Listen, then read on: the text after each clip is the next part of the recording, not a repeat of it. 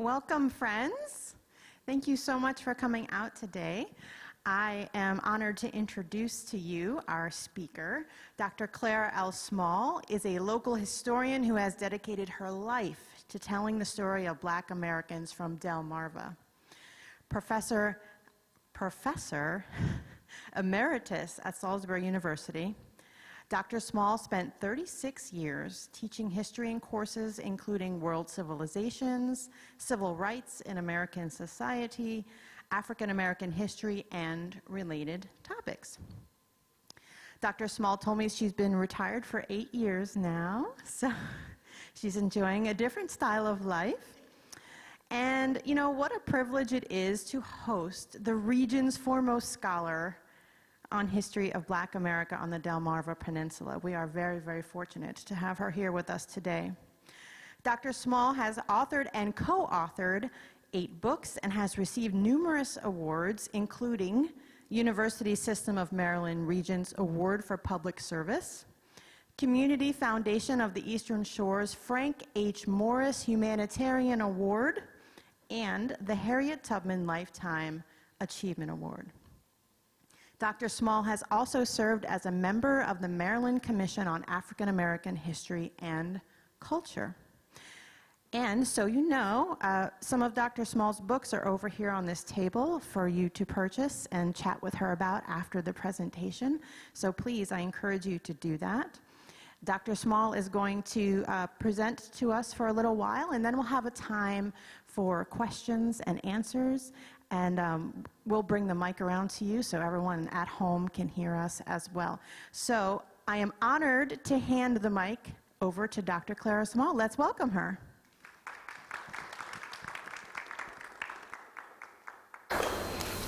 Wow. Thank you for that kind introduction. It is wonderful to be here. And it's also wonderful to be seen with all the things that are going on in the world right now. And it's great to see everyone, friends, people I haven't seen in a while. And just thank you for coming. Well, I am going to talk to you about some individuals from the Eastern Shore, especially, well, what we call Delmarva, Delaware, Maryland, and Virginia. And I am going to do profiles and biographies of African Americans. I got into this by accident around 1990 when a student said in my African American history class at Salisbury University on a Friday afternoon, that student said, "Blacks have never done anything in this country and definitely not on the Eastern Shore." I said, "Oh, please repeat that," because I had to get myself together because steam was coming out of everywhere. And I said to myself, I'm going to jail today. So after I got myself together, I let the class go home and I said, everything that I have scheduled for you for Monday, be ready for it, you know. Be ready. I said, on top of that, make sure everything I have scheduled for you all of next week, be ready for it for Monday, because I'm going to throw everything at you. I went home, sat in the middle of the bed with a word processor. That was before computers, you know, and laptops. I typed all night long into Saturday morning. Put it down, looked at it again Saturday afternoon, went to church Sunday. Sunday afternoon, went to Holloway Hall on the 3rd floor and started Xeroxing a copy for every student in the class. It was 32 pages. 9:30, the president came into the building and so did security. They wanted to know what was I doing in the building that time of night by myself. So I showed them. It was President Murrin at the time. So he said, well, explain to me what happened. So I explained to him what happened in class. He said, was the student crazy? I said, no. just uninformed. He'll be okay tomorrow morning. So I continued to Xerox. By the time they finished going through the building, the president came back and said, I want a copy. He went to Hawaii the next day. He notified public relations the next morning, which was Tuesday, and told them to get in touch with me. He said, the document is fine, but check every letter, make sure every I is dotted and every T is crossed, because it was going to become the first of Salisbury University's publications. And that's what started it. And we ran enough copies for every school in the Tri-County area. And then the bookstore started selling it. And everybody said, oh, where did you get this from? I wrote it. There was one page for Harriet, one page for Frederick Douglass, and on and on and on. And I've been into this ever since, trying to save the history of African Americans on their marvel. It hasn't been easy, but it's been a labor of love, and I've had a ball. So let me get started. Okay, first of all, the first individual is going to be Frederick Augustus Bailey Douglass. His name was Frederick Bailey for a number of years. He was a mulatto. He saw his mother at best, he was a slave. At best, he saw his mother maybe 4 times before her death.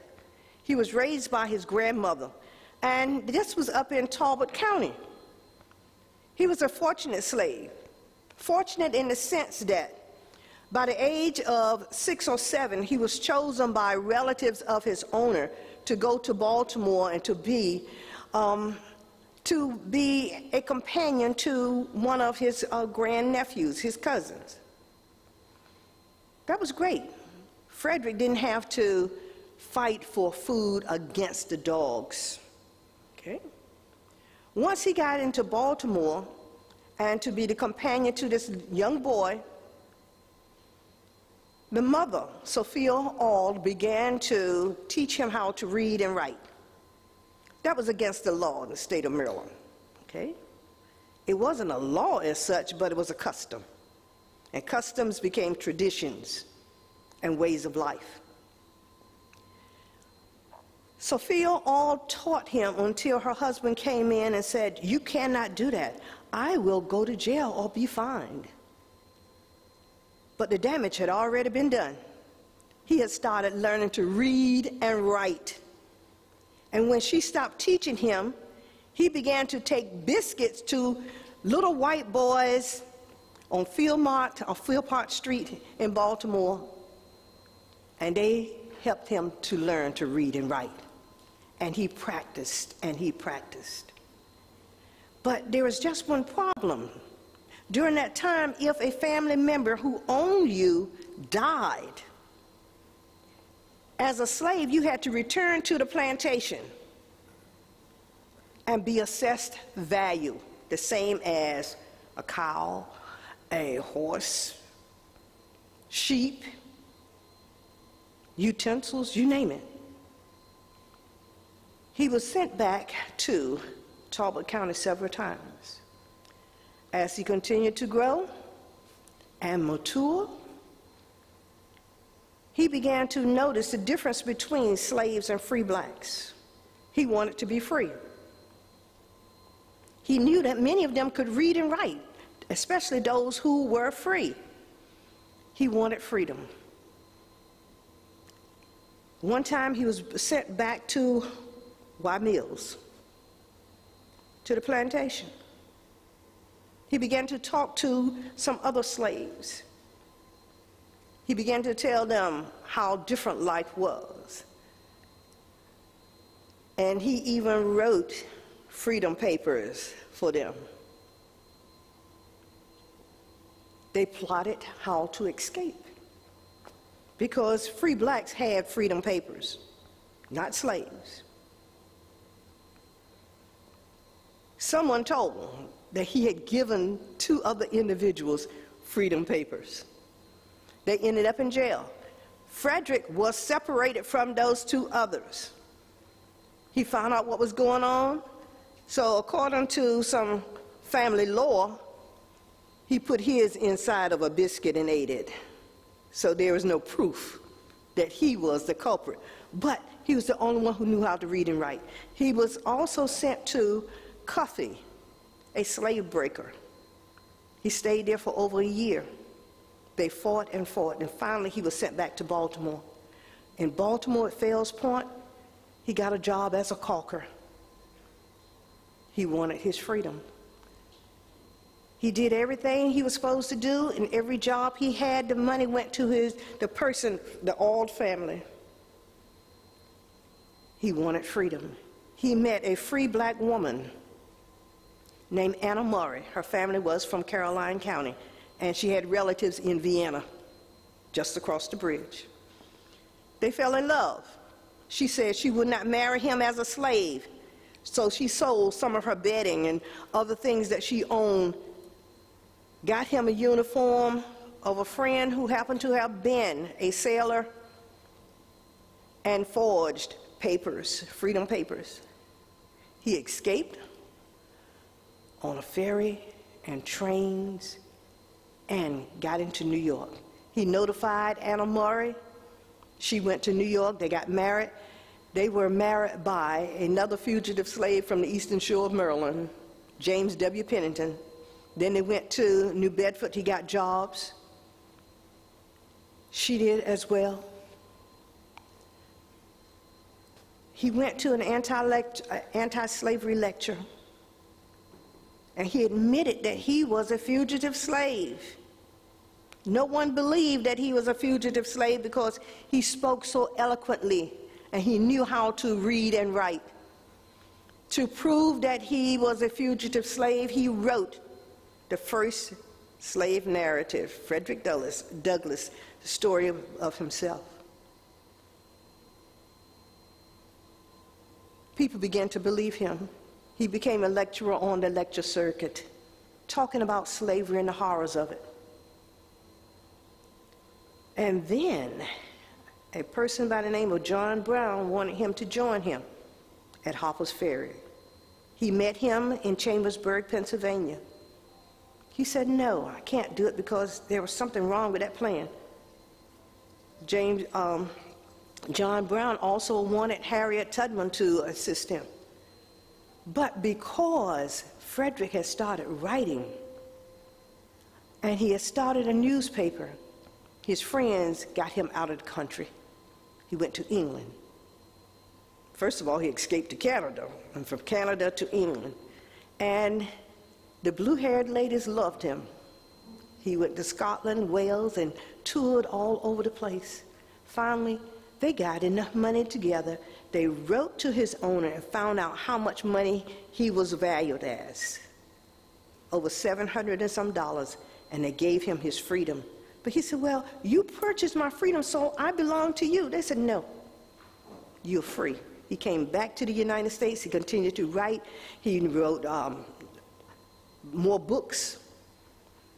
His newspaper was the North Star. He became the outstanding statesman among blacks. And when the Civil War began, he helped to recruit black soldiers for the Civil War, especially the 54th Massachusetts. He had 3 sons who served in the 54th Massachusetts, which was the story of the movie Glory. Frederick Douglass was too old to serve in the Civil War, but he was a recruiter. He was a friend of presidents. After the war, he had 4 major commissions: charge of affairs for the Dominican Republic, federal marshal and register of deeds for D.C., minister to Haiti, and he was president of the Freedmen's Bank. He said, "No one gives up power unless you agitate, agitate, agitate." Frederick Douglass died in 1895. Outstanding, one of the outstanding blacks and leaders among blacks during that period of time. The next individual is Harriet Ross Tudman. Harriet Ross Tudman was from Dorchester County. Harriet was a slave, quite different from Frederick because she never learned to read nor write. Her parents were on different plantations. She was treated very harshly. She had to go to work at a very young age. And half the time she was simply loaned out to individuals, different slave owners. She was treated harshly. In many instances, she trapped those wonderful little animals that everybody loves, muskrats. In other words, in order to do so, she was sometimes standing in water, freezing water up to her waist. She became ill, and every time she became ill, she was sent back home to her mother to take care of her. Her mother was named Harriet. The woman we know as Harriet Ross Tudman was actually named Araminta. Araminta. As a young child, she was supposed to take care of little babies. She was a child herself. And she was supposed to make sure that baby did not cry. She had to feed the baby, change the baby. Well, she was so tiny herself at first. She was never large. That child was too heavy for her. And when she'd fall asleep, because she was a child herself, she was given different jobs. She also was told that she was supposed to learn how to weave. She was not a good house servant. And she was told to sweep the floor and dust. She swept the floor and she dusted. And of course, she didn't allow the dust to settle because she didn't know any better. There were no guides. So of course she was beaten. And then finally, her owner said, learn to work in the fields. She worked in the fields, and one day she saw a servant, a slave, that the overseer thought was trying to escape. So she, being nosy, a young child, she got between the overseer and the slave that he thought was escaping, and he threw a heavy weight that hit her in the head. As a result, she suffered from narcolepsy for the rest of her life, much like sleeping sickness. And she would fall asleep, and you never know how long she was going to be asleep. And that lasted for the rest of her life. But the owner tried to sell her because he had been selling off family members because he needed money. And she heard that she was to be sold. When the owner tried to sell her, it didn't work. Can you imagine? You're trying to purchase a slave, and that slave falls asleep. You don't know how much work you're going to get out of her because she is going to fall asleep. And that happened over and over again. And the owner even had her hitched to a wagon to show how strong she was. She was small. Oh, she was no more than 5 feet 4 inches tall. But she was strong. She began to work in the fields even more. If she became ill, she was sent back to her mother again. Then she began to work with her father and her brothers in the lumber mills, the same as the men. And then she met this free black man named John Tudman. Her marriage to him did not change her status. She was still a slave. And around 1849, she decided to escape with 3 of her brothers. They became afraid. They went back. She went back too, but she took her punishment. And she realized at that point in time that if she was going to be free, she had to go out on her own. 1849, she escaped by herself with the help of Quakers.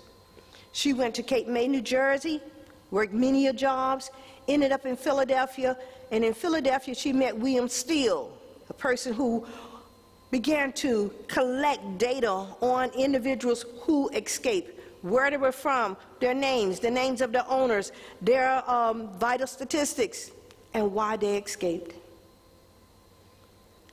She missed her husband who was free. She missed her family. she decided to come back. She returned to this area 13 times. Imagine being on the trip with her, on the journey to freedom, and she falls asleep. You don't know where your next food is coming from. You don't know where shoes are going to come from. Shoes were important for escaping slaves. You didn't know where the next section you're supposed to go to, the next station on the Underground Railroad. You don't know the journey. And as a slave, you are not able to read nor write. It has been prevented from you, prohibited from you. So what do? As a fugitive slave, you are afraid. So you run away. When she comes out of that, she has to find each of them, pull them back together, reorganize them, and she never lost a one. Not one. She took them to freedom. During the Civil War, she served as a nurse, a scout, a spy, and she led a military campaign in Combahee, South Carolina, that freed 756 slaves. After the war, she petitioned the government for a pension. She never got it because they said, well, she was not a man. Even though she did so many things for the Union Army. She did get a pension, though, for her second husband. He was 22 years younger than she was. But she got the pension. She started a home, the John Brown Home for Indigents. She fought for the rights of women. She fought for civil rights, even though she could not vote herself. Now we have in Church Creek a visitor center named in her honor as of 2013. Harriet Tudman. And when things get crazy, the wind beneath my wings goes back to Harriet Ross Tudman. Okay. Henry Highland Garnett. Henry Highland Garnett was a slave in Kent County. Around Chestertown, Maryland, he and his family were subjected to abuse. His father made the decision when he was about 5 or 6 years old. Let's escape. So they told the owner that they were going to a funeral of a family member. They got in the owner's cart. They were trusted at that time. Got in a cart and traveled to New York. There was no funeral. They escaped. They changed their names. They tried to find a way to survive. But the slave catchers came after them. Henry Highland Garnett began to try to get an education. He was even on a boat to Cuba for 2 years. When he returned, his family had scattered because the slave catchers were in New York and the family had to scatter. They lost everything. His goal was to get as much education as possible. He heard about a school that was opening in New Canaan. He went there. The students accepted him, but the people in the community did not. They were so incensed that he and some other blacks had gone there hearing about this new school. They used oxen to pull the school off of its moorings. So of course they left immediately, went back to New York, heard about a school being open in Oneida, got an education. He even became a minister. He began to minister to blacks and whites. And he went into the pulpit with his armor on his side to protect himself and his family. He became highly educated. He began to fight against injustice. And he gave a fiery speech in 1843. at the Negro Convention of Colored Citizens. In that speech, he said, and I quote, "There is little hope of obtaining freedom without some shedding of blood. Brethren, arise, arise, strike for your lives and liberties. Now is the day and the hour. Let every slave throughout the land do this, and the days of slavery are numbered. You cannot be more oppressed than you have been. You cannot suffer greater cruelties than you have already. Rather die freedmen than live to be slaves. Remember that you are 4 million. Let your motto be resistance, resistance, resistance. No oppressed people have ever secured their liberty without resistance. Labor for the peace of the human race, and remember that you are 4 million. This was in 1843. He could have been easily killed. He continued to speak out against injustice. He did not have the favor of most abolitionists during that time because they were talking about resistance, but not violent resistance. When the Civil War began, he tried to recruit others. But between 1843 and the start of the Civil War in 1861, he had an accident. He was playing a sport. His knee became inflamed.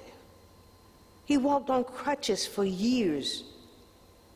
By 1841, and that's after 13 years of walking with a crutch, his leg was amputated. He recruited individuals, but he could not be a soldier because he only had one leg. But he served as a chaplain. When the Civil War was over, he was the first black to speak before the United States House of Representatives. He wanted to be ambassador to Liberia, and that's where he died about 6 months afterwards. But he's called the first black radical, Henry Howland Garnett. Schools are named after him, and they are trying to get some monuments in Chestertown in his honor. And they are very, very active, especially with the GAR in Chestertown. Next individual. Richard Allen. Richard Allen was born in Philadelphia to a slave owner. Richard Allen was sold to a slaveholder outside of Dover. His mother, his brothers, except for one, were sold away from him, and they never ever saw each other again. He became quite religious. He taught religion to his owner. He tried to get as much education as possible. Finally, he began to work with his owner in different ways. During the American Revolution, he drove a cart that gave supplies to Washington, as far as we know. He wanted to be free. He made an agreement with his owner, who became religious. The owner said, if you work extra time, you can gain your freedom. Their freedom was established in 5 years. In less than 1 year, he was free, and so was his brother. In less than 1 year. And that was just before he was 21 years of age. He left the Dover area and went to Philadelphia. In Philadelphia, he began to become a member of St. George's Church. There was also someone else he was working with named Absalon Jones. Absalon Jones was from Milford, Delaware. Together they formed what became known as the Free African Society, which was a mutual aid society. In 1793, they helped with the plague. They were told, African Americans were told, that the plague would not affect them, that they were immune to it, even though they were dying, even at a lesser rate. But they helped to helped the crowd. They helped to bury individuals. They helped people who were ill. After the plague was over, they were accused of stealing from individuals. They wrote the first document denouncing that. They continued to work in St. George's Church. But one Sunday, they went to church and they wanted to move forward to say prayers. They were told that they could not be in that position. They were relegated to what is known as the crow's nest. But they said, let us finish our prayers. They would not allow them. They pulled them up. They said they would never, ever go back into that church again, even though they had helped to change the church, renovate it as well. They formed their own church. Their own church. Richard Allen was free, but slave catchers came after him as well and his family. Then he began to use his home as a place and the church as a place to give refuge to slaves. Richard Allen, a man who was determined to help others.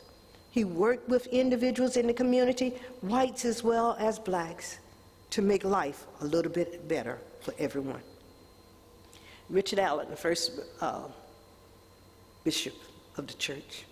Okay, next individual. Reverend William C. Jason, Jr. William Jason was from Trapp, Maryland. Trapp is that little place between Cambridge and Easton. And it's the only stoplight there. The church is on one side, and a gas station is, I think it's Valora Station, just across from it. His mother died at an early age. He wanted an education. His father, who was a minister, apprenticed him to a printer. So he learned how to print things at an early age. He wanted an education above everything else. He finally saved enough money. He even opened a barber shop. Then he decided he wanted to become a minister. He used that money to go to school. William Jason became a member of the Methodist Church. Okay? He went to Philadelphia. He worked with different groups. And then he became a leader in education. He became the second president of what became Delaware State University. And he was the first black president of Delaware State University. Okay? He became so concerned with education that he recognized that on the lower eastern shore of Delaware, that many people refer to as Lower Slough, Delaware, okay? They needed teachers, qualified, educated teachers. He began to recruit teachers from everywhere, including Alice Dunbar Nelson, the wife of Paul Laurence Dunbar, and numerous others to teach in Lower Delaware. And he helped to establish schools in Lower Delaware. One of those happens to have been Delaware Tech. Delaware Tech was started from Jason School in Georgetown. And the library at Delaware State is named William Jason in his honor. So his legacy is that of education on the lower eastern shore of Delaware, and the fact that he was concerned with using education, combining education and religion, working together. Okay? The next individual. Reverend Charles Albert Tinley. Reverend Charles Albert Tinley was born in the area that we refer to as Sinnepuxon, down by Berlin. He too was supposed to have been free, but some documents say that he was a slave. His mother also died early. His father did not seem to understand everything that he was trying to do. He wanted an education. He finally convinced someone to help him get an education. He walked about 7 miles at night to get an education. That's what he wanted, more so than anything else. He ended up in Philadelphia. He got a job as a janitor at a church, what we call a sexton. Why was that important? Because it gave him access to the books of the minister. He wanted to learn. He got an education. He even learned Greek. Okay? This was a man who was determined to do what he could to get an education. He encouraged other people to do so. He became a minister. Not everybody liked the fact that he was the new minister at the church because he was there, had been their janitor. Okay? He got married. Everything was working out fine. He began to build churches. He built some churches in Pocomoke. He built churches all around this area. But he also built this massive church in Philadelphia. He had the support of some of the wealthiest individuals in the area. A man who owned Horn and Hardy restaurants. Once he closed at night, and he realized that there were people who needed food, the trucks left the restaurants and took the food to the church. And they fed people.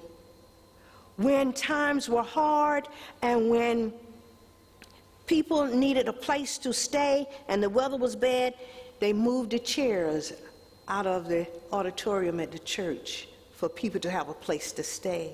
He fed individuals, and he fought against injustice on the streetcars. He fought against injustice when people were being gouged by businessmen. He forged a relationship with outstanding and wealthy individuals, Wanamaker and others. And when his wife died, he became the most likeliest person that the ladies wanted to marry because he had respect. But the thing, and he continued to build churches. And when one church became too small, he built another one. And then, a whole lot of people from the Eastern Shore who had left this area became his supporters and members of his church. And he began to write songs. He wrote hymns. Many of the hymns that you hear today in the church, the Lord will make a way someday, and you name it. And there's one song that I believe it was the Drifters sang, Stand By Me. Oh yeah, that was a takeoff from one of his songs. He's known as the Prince of Hymns. And even now, they're trying to, down in Berlin, have a mural in his honor. They're working on that now. So Charles Albert Tinley, Reverend Charles Albert Tinley died, and his church is still going on. A massive church, one of the earliest mega churches, okay? Reverend Samuel Greene. Reverend Samuel Greene was from the Preston, Cambridge area, more like East Newmarket. A former slave who owned land. He freed himself. He freed his wife. And the purpose for freeing his wife is that if he had children, if the wife was free, the children would be free. That was the rationale. He freed his wife, and he was working on freeing his son as well as his daughter. But in the process, the son escaped with the help of none other than Harriet Tudman. The owner became angry. Dr. Moose. The daughter was sent away from the family, even though she had children and was married. They never ever heard or saw of her again. Reverend Greene had land that was in the crosshairs of many roads, and where slaves were escaping at a massive rate. Once the son escaped to Canada, the son, also known as Samuel Greene, sent back to Reverend Samuel Greene a letter and told him to tell other slaves to escape and name some of them. Told him about land in Canada. Told him how things were. Reverend Greene wanted to see for himself. Remember, he was free, so he could move about. So Reverend Samuel Greene went to Canada. When he returned to Cambridge, people knew he had gone out of town. So he was suspect because slaves in that area were escaping at a rapid rate. So some authorities went into the house and they found a map of Canada, the letter. They found what we now refer to as abolitionist literature, a book that everybody was reading. And he was charged with abolition. He was taken to court. He was sentenced to 20 years in prison. 20 years. Whites as well as blacks wrote to the governor. The governor would not intercede. He spent about 5 years in prison. Then finally a new governor came in and he was released from prison with the stipulation that he leave the state immediately. He and his wife left, went to New York, Philadelphia, and left the country. He's called the persecuted minister. And every year, the church in East New Market, where he served as one of the trustees, has a reenactment of that every year, usually in October. Next verse. Christa Byrd Faucet. Christa Byrd Faucet was born on the campus of what is now the University of Maryland Eastern Shore. Her parents were the early principals of Princess Anne Academy, which was under Morgan State. She was their daughter. She was taught and raised there. But when her father died, her mother took over. Her father was her first principal. When her mother died, Christa Byrd's aunt came in from Pennsylvania and took her to Pennsylvania. She got an education, went to college. She worked with the government. She was encouraged to run for political office. She became the first woman to actually serve in the Pennsylvania legislature. But she served only about 2 years because she said she could do more by working in the community. And she did. But she gave up that position solely for that purpose. But she's the first woman to serve in the Pennsylvania legislature and to be elected to it. She worked with so many different agencies and helping to form women's organizations that we have to give her credit for being from the Eastern Shore and the first woman to serve in a legislature, Christa Byrd Faucet. And she was also an author.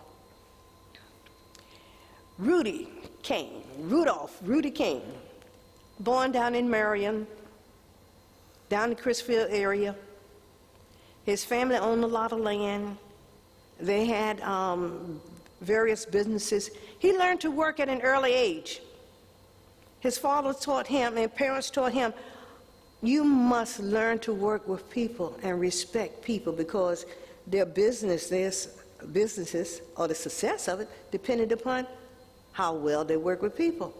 Rudy Kane worked with the family for years and years, but even in high school, and even before that, Rudy had an accident and he was blinded for at least 6 months. He was blind, but he never missed a day of getting his information back to the teachers because his parents went to the schools and did just that, got the information, and he never missed an assignment, and he graduated with his class. And in school, their chemistry lab did not have everything they were supposed to have. The chemistry lab had one big thing, the atomic energy scales. And all of that, he memorized it. To this day, Rudy still knows what the atomic energy of every element is. To this day. Rudy began to engage in politics. He went into the service as well. He worked for the Highway Commission. Rudy was the first African American elected to serve in a district. As a matter of fact, a district was reorganized for blacks on the Eastern Shore, especially 37A. What happened was that blacks were systematically eliminated from voting. He was the first to be elected. That's the position that Shirley Sanford Hughes holds today. Rudy fought in the legislature to get funds for a lot of the local areas. And it was not just for blacks, but for everybody. Rudy retired. Shirley Sanford Hughes took over. Rudy is in Arizona right now. Oh, yeah. He also worked with Show Up and numerous other organizations in the area. Let's see the next person. Mary Fab Burks. Mary Fab Burks was born in Montgomery, Alabama. She was a child prodigy. At the age of 18, she finished college. At the age of 19, she got her master's. Mary Fab Burks had her own guerrilla warfare because blacks could not go into stores in Montgomery, Alabama and try on clothing. If they got on the bus, they had to pay their money and walk to the side of the bus and get in. And quite often the bus drivers drove off with their funds. Okay? And they had to sit behind a certain portion. And if whites came on and the bus got crowded, they had to stand up and move back to another section. Well, Mary Fab Burks taught at a local college. But December the 1st, 1955, Rosa Parks was sitting on the bus and she was told to move. Rosa Parks was a seamstress. That night, Mary Fab Burks, Joanne Robinson, and some other ladies mimeographed thousands and thousands and thousands of leaflets and organized protest movement and found ways to get people to get to work. Mary Fab Burks understood what it was to ride on the buses because the men drove the cars, but the women rode the buses. Mary Fab Burks in 1946 had started the WPC, Women Political Council, because she wanted to become a member of the League of Women Voters. But they would not accept her because she was black.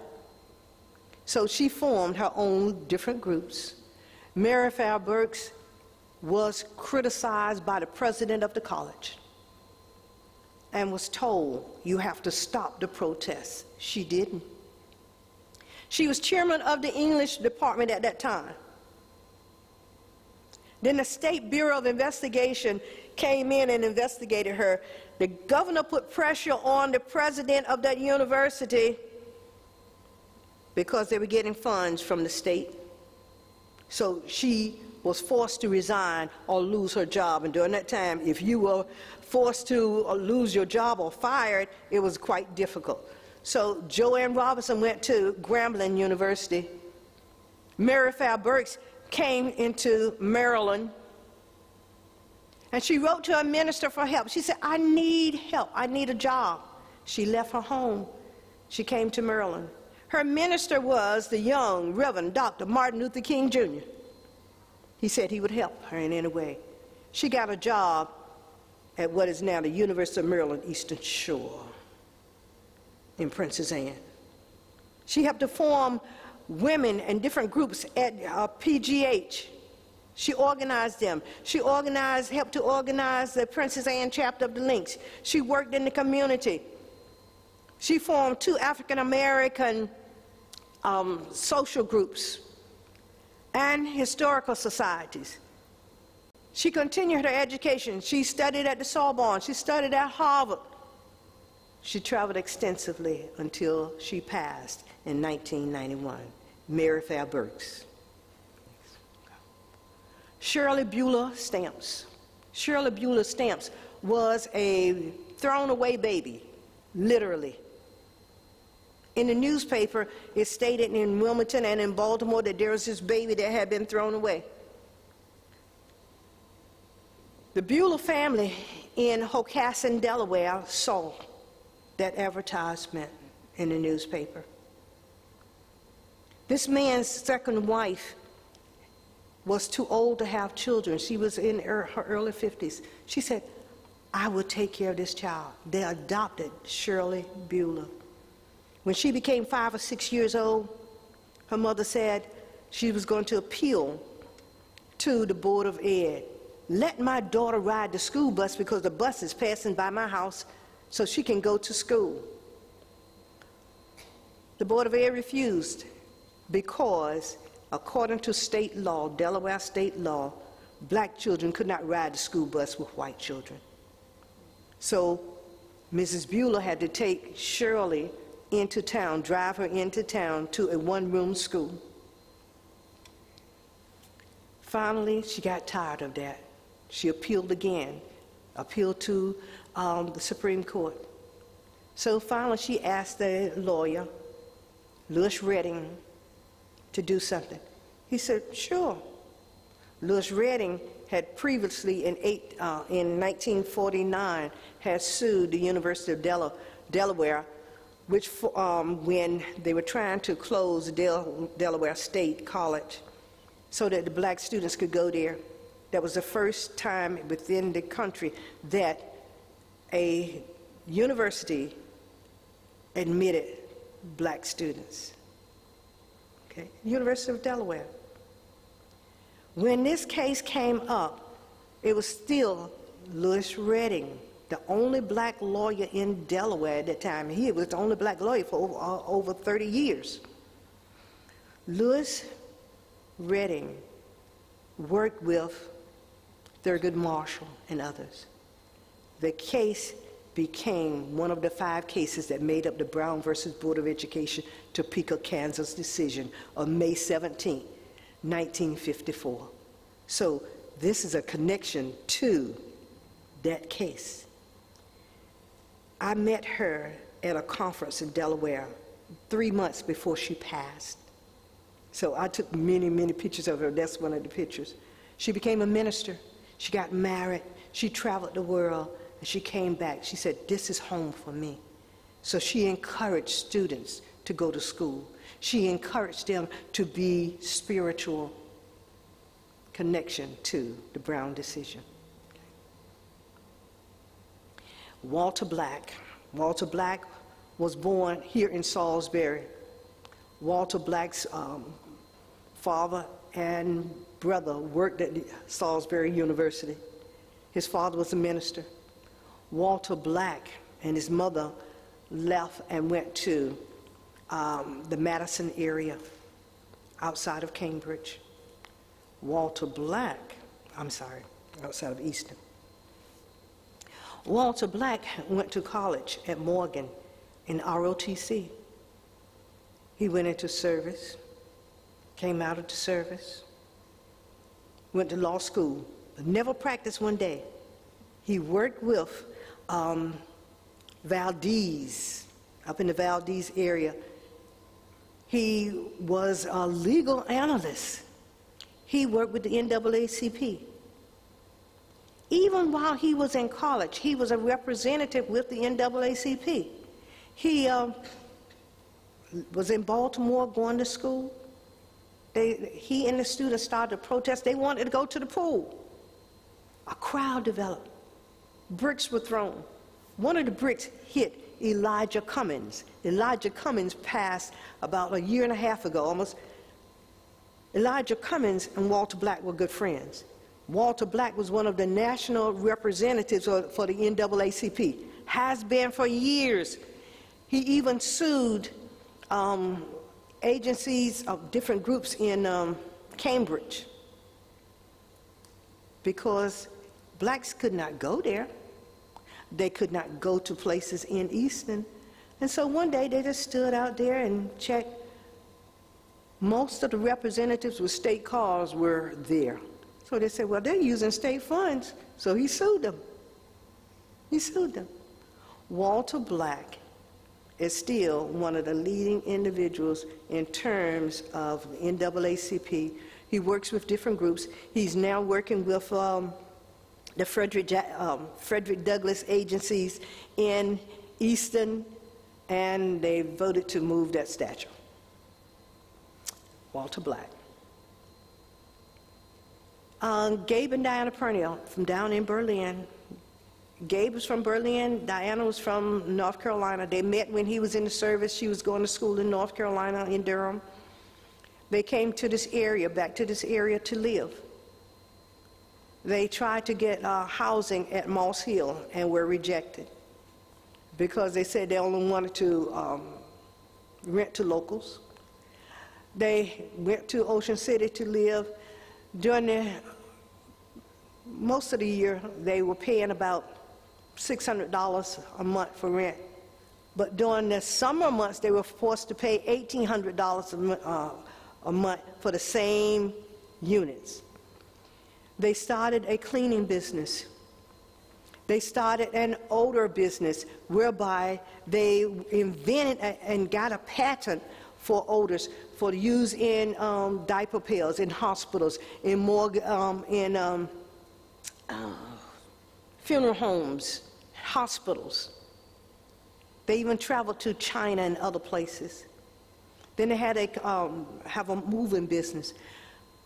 He, meaning Gabe got many honors because he was working with individuals about addiction, alcoholism, trying to encourage young people.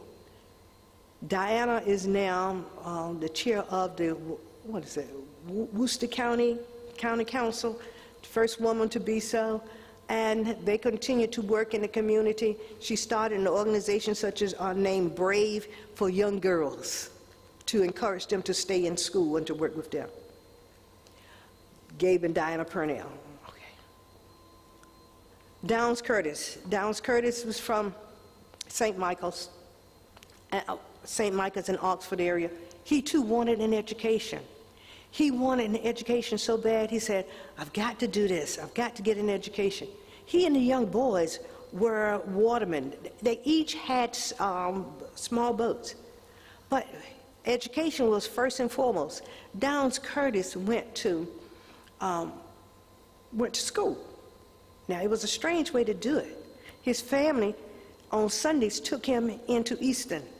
Friday afternoon, they picked him up and took him back to Oxford because there was no school there for higher education, higher in the sense of high school, okay?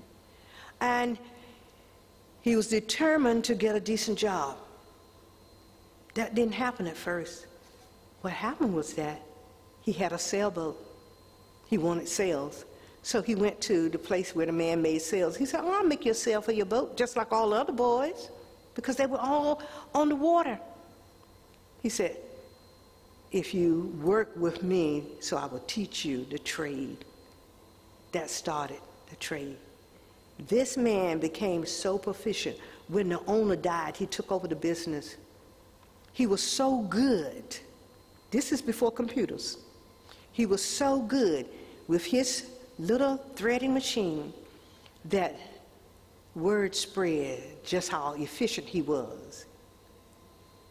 Most of the actors brought their boats to the area to get their sails, like Flynn and James Cagney and others.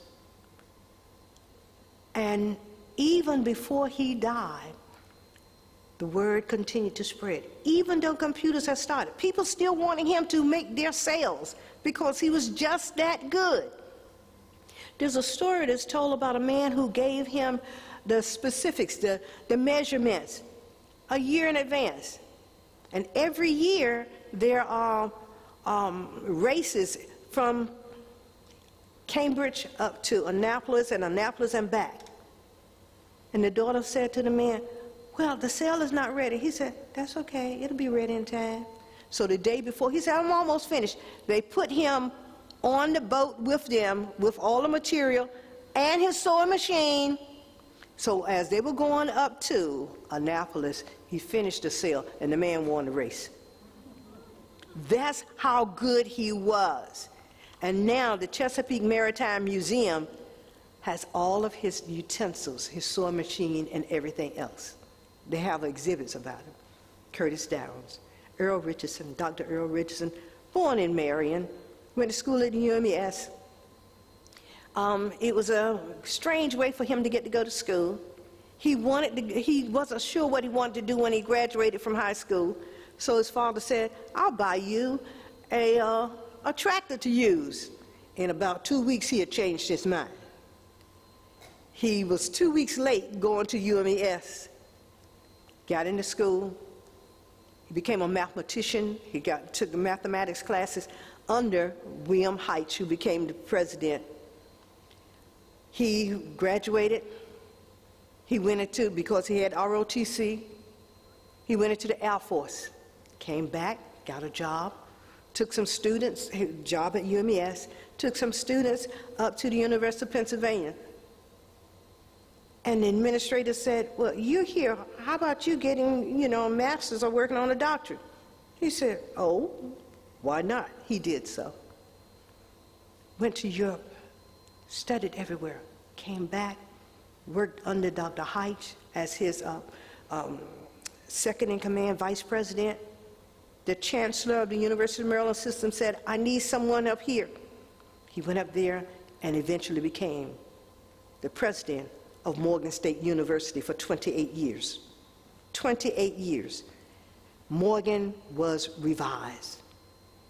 Once he retired, there was a controversy.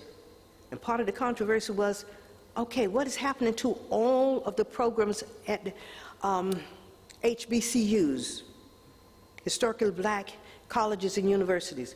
Many of those programs were being taken by predominantly white universities. But Maryland Higher Education Commission allowed that to happen, but they would not allow the black schools to take programs from the white schools.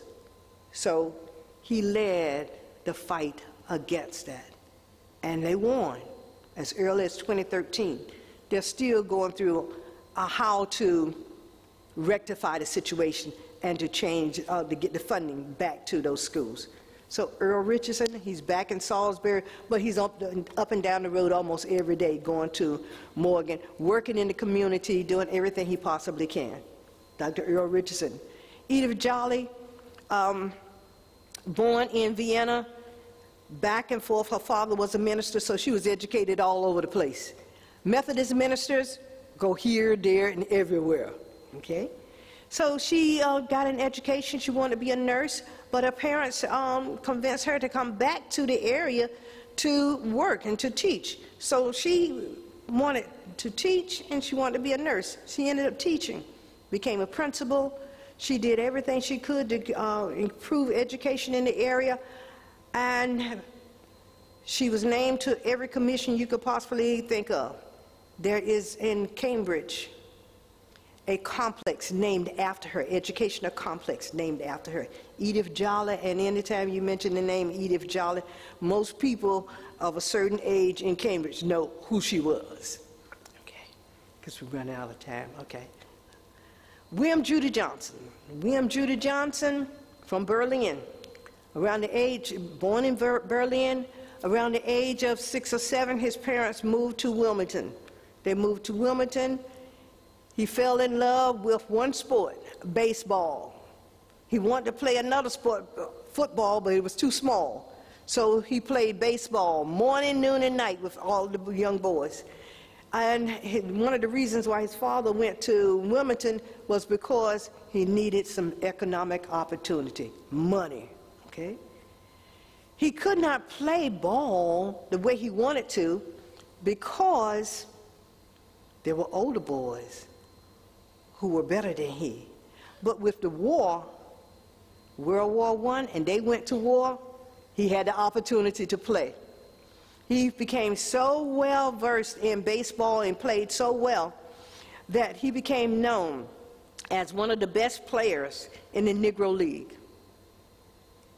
He did not have an opportunity to play with white players, but he became, in later years, one of their agents. He was able to recruit, he was able to coach, and he became known as the best third baseman in history. The best third baseman. Now, here's the thing. At the age of 75, in 1975, he was inducted into the Baseball Hall of Fame. There's a statue of him. There's also a monument that was placed in Berlin about a year ago, not quite a year ago. So he's claimed by Wilmington as well as Berlin. Okay. Harold Baines, the same thing. Harold Baines is out of St. Michael's. He went to school before he even graduated from high school. He was recruited to play for the White Sox. He played, retired. He also played for Baltimore. There's a statue of him in Chicago, and we tried to get a picture of him with Baltimore, and they wanted us to pay $100 to go in the book. We said, we'll just use the White Sox picture, okay? Because the goal is to try to share information. It's not about making all this money, because that's not the goal in the beginning.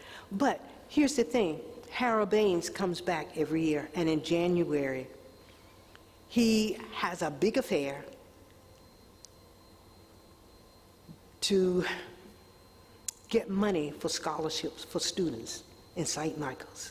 So every year, there's a big to-do in January, and his goal is to encourage students to go to school, get an education any way they can. Okay. Okay, questions and answers. I've covered a lot of information. There's so much. There's so much. And so many individuals. And in the first book, there's about 64 people, and the second 59, and another 60-something. The goal is to share information and to show just how this area is one of the richest areas in the country in terms of history. Not just English history, not just black history, but also Native American. And we're talking about a tricultural area. It's shared history. It is history that most people don't know because it's not in most books. So until we get to the point of sharing this information, we have what I call fractured history. So the goal is to just try to share it. Sorry.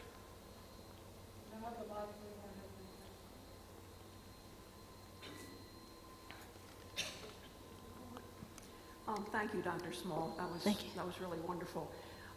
Maybe you could comment about, I hope this is okay to ask. Sure. About the relationship between what we hear so much today about critical race theory, and it seems to me from the little bit that I think I understand it, it plays directly in with people's stories and history. So could you just comment on that? Maybe enlighten us a little bit? Well, according to my understanding of this critical race theory, the goal is, it seems as if many politicians and individuals don't understand what it's really about. The idea is to share information, to teach about how all of these different groups of people have come together. See, American history is like a mosaic. If we leave out a lot of it, we still have fractured history. And if you say, okay, slavery was good, what about all these people who, ran away? Why were all these fugitive slaves leaving? Why were they writing? Why were other people talking about it? Why were the abolitionists formed? Why were the churches involved? And then you have to look at how all those different sections come together. The church supported it in some respects, then others denounced it. Okay? Why was so many people opposed to slavery? Why were others supporting it? Okay, property was supported by the Constitution of the United States. But then as you read other documents I should say not documents, but sections of the Constitution, all men are created equal, okay, and endowed with certain rights. But then if you just say that blacks only were concerned in our history with a little paragraph about slavery, a little paragraph about the civil rights movement, that's not telling the full story. Because what about whites who supported abolition? What about whites who were a part of the Underground Railroad? What about whites who were part of the civil rights movement? If you don't tell the full story, it becomes a lie. And you're not teaching it the way it should be. Because you cannot simply tell part of the story and not tell the full story. Because it makes individuals believe things that are not true. For me, it's almost like saying defund the police. Well, the truth about defunding the police is it's not about taking all the money away from the police. It's talking about getting individuals who deal with problems there to work with the police. So the solution is not just to harm someone or shoot somebody. Talk them down. Try to understand what's going on there. So if you only talk about one part of it, you're leaving out the other part of it. And you're leaving out a lot of people who were instrumental in working with different groups. So I think that what has happened is that there's the impression of one thing. One person is saying, oh, this is just da-da-da-da-da-da-da-da. But we don't want our kids to know about how cruel slavery was. We don't want them to, well, why not? It happened. It happened. Tell the truth. And let them understand what happened. It's not saying that, okay, everything was bad. It's not saying that everything was good. Tell the truth about it and talk about it honestly. And you don't have to do it in a negative manner. Tell the truth. If you tell the truth, it will set you free. But that's not what's happening. Because we're so polarized now that the truth is somewhere in between. And if you simply say, well, da-da-da-da-da, we're not going to do this, and we're not going to do that, you're still not helping. You're pushing people farther and farther away. You're making the division so much harder for people to understand. And most of the people who are opposed to it don't understand it. Most people don't know history. Most people don't want to read and find out about history. And in many of the schools, they want to just ignore it. And even some universities have simply forgotten, let me rephrase that. They're trying to make sure that you don't know the history. One of the things that many schools and colleges and universities used to do is teach world civilization. Through world civilizations, you began to learn about all the different groups of people, all the different cultures, and what they brought to the forefront, and the sharing of that information, which happens to be the foundation for Western civilization. Without knowing those foundations, you simply say, oh, this happened. Oh, where's the background to it? Where did it come from? Many people don't know where the culture came from. They don't know And lots of people don't read. And the quickest and easiest way to make sure people don't read, put it in a book. And that's called the truth. And that's part of the problem with critical race theory. I hope I answered your question. I went around and around. No problem. But the thing is, there's no understanding. And people are reluctant to listen to each other. And without understanding, it causes more problems. And people don't talk to each other. Where is it? Okay? You can walk behind somebody or say something to them. They don't hear you because they're so focused on their cell phones. They're walking in the street. Years ago, I was walking behind a young man on campus, and I was saying, young man, his backpack was open, his credit cards, his wallet, everything, his books wide open. So I had to hurry up, get in front of him. He was so busy looking at his phone, he walked right into me, almost knocked me over.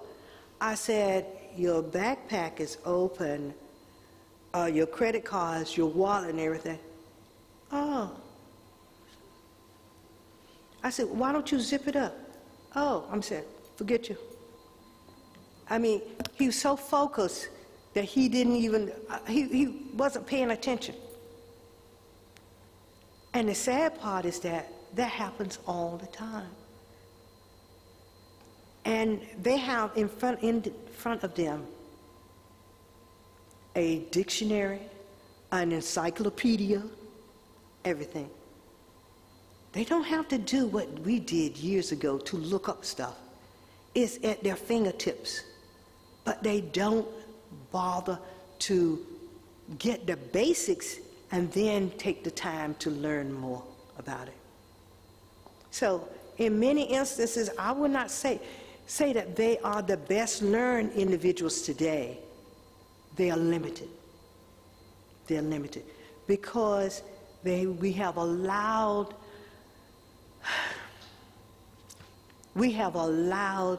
this computerization to take over, and the ability to think is not there.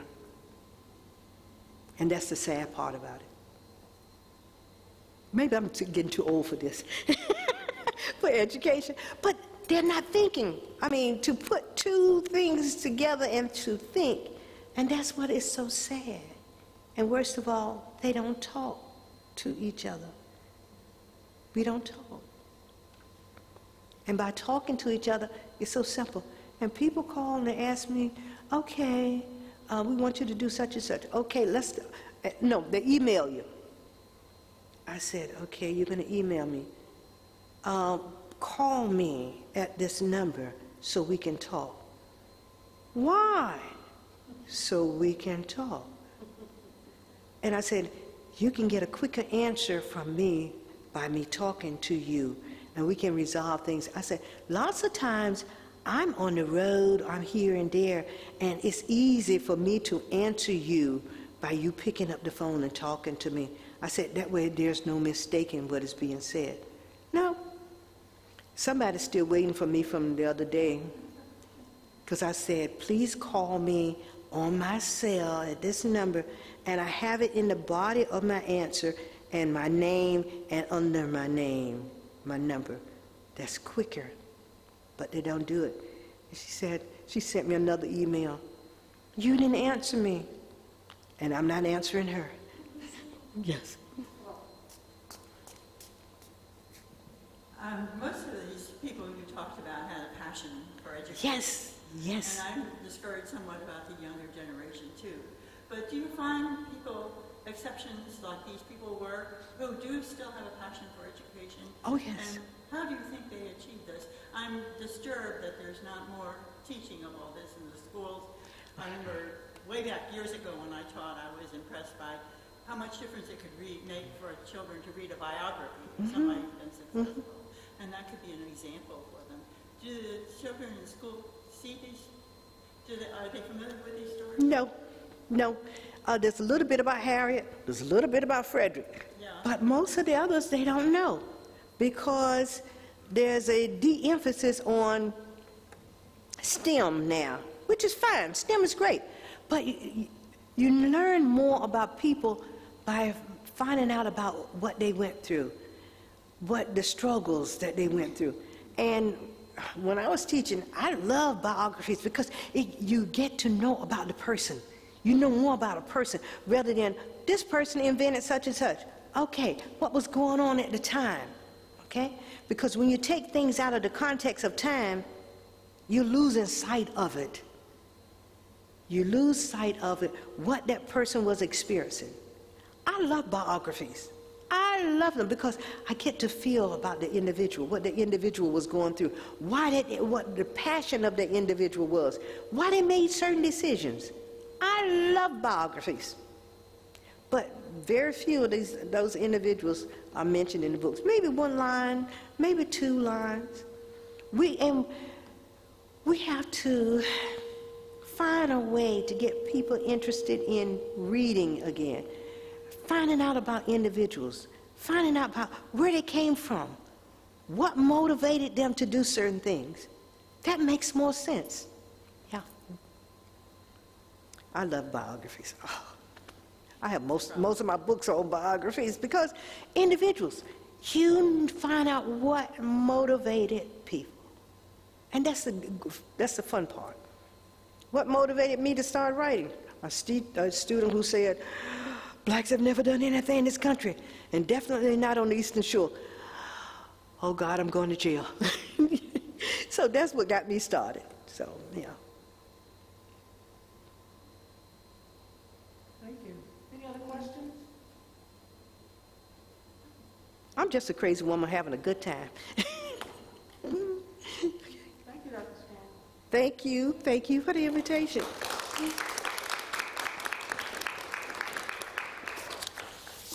Okay.